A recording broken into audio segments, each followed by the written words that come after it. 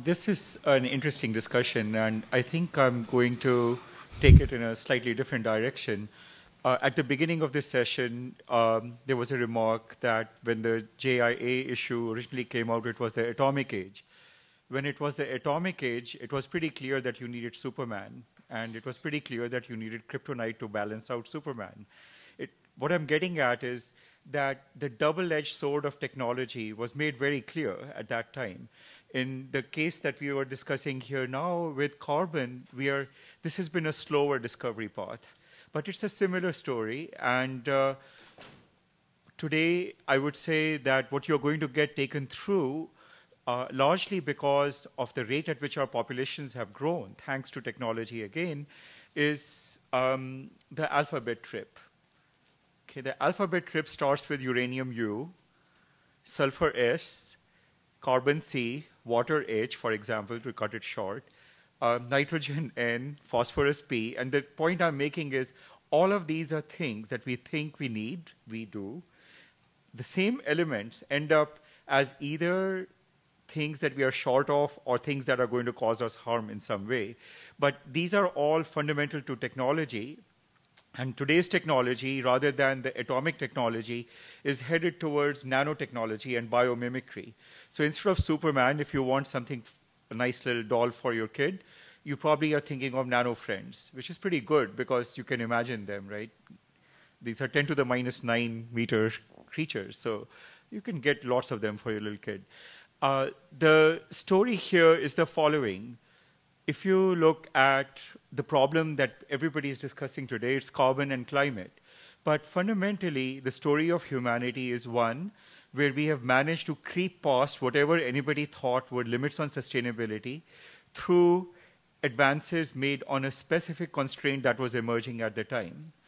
The constraint that people are pointing to today is a renewable energy source.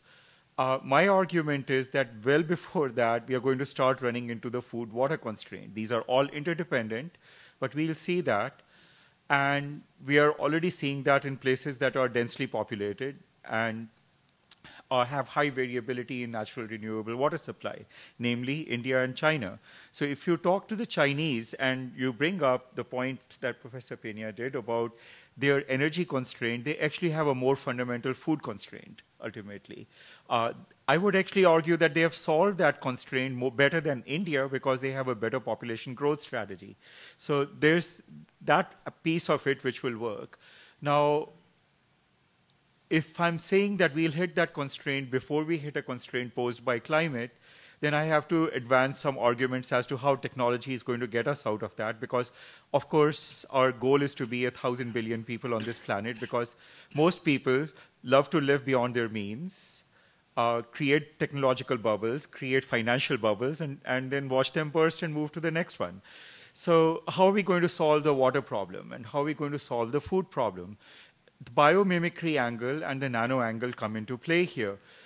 Today, we have technologies available that can allow you to dial up a protein of your choice. You want chicken, you want wheat protein, you can have that, and all you need for this is solar energy, salt water, nitrogen from the atmosphere, and carbon dioxide in a concentrated stream. Okay? There's many such things floating around there which bring up the question of whether that product would be something you're willing to eat. There are technologies out there today that say that we can start growing rice, which is the largest water consumer. By the way, in places like India, 40 to 60% of the total electricity in the agricultural areas goes for pumping groundwater. Okay? Similarly, much of the energy used for producing fertilizer is what gives you the high food output that we have today. So if we can get around all of these issues, we have a magical solution. So people have them. If you can go and grow rice in the ocean margin using salt water, that takes away the water problem because that's one of the largest consumers. Can we do it? Yes, it's done now. Okay? So the thing is, the question that was put before us is, what's the relationship between technology and development? And to try to sum up my argument, I'll say that technology is development. Technology also poses the constraints of development because what we have repeatedly found is that each advance that we make leads us to a new constraint, which we solve. So will we get to 1,000 billion people? I think so. I think that is how we got to this planet, because we ruined the previous planet we were on with 1,000 billion people and somehow migrated here. And there are very, very many stories of how you can argue that happened. But the fact of it is that I think growth will happen, and development is synonymous with growth to a certain extent.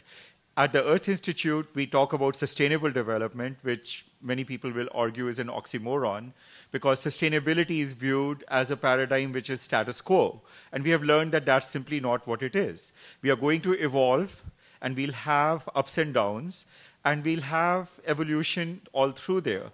The goal of sustainable development really should be to minimize the downs as we are going up. And with that, I will stop and pass on.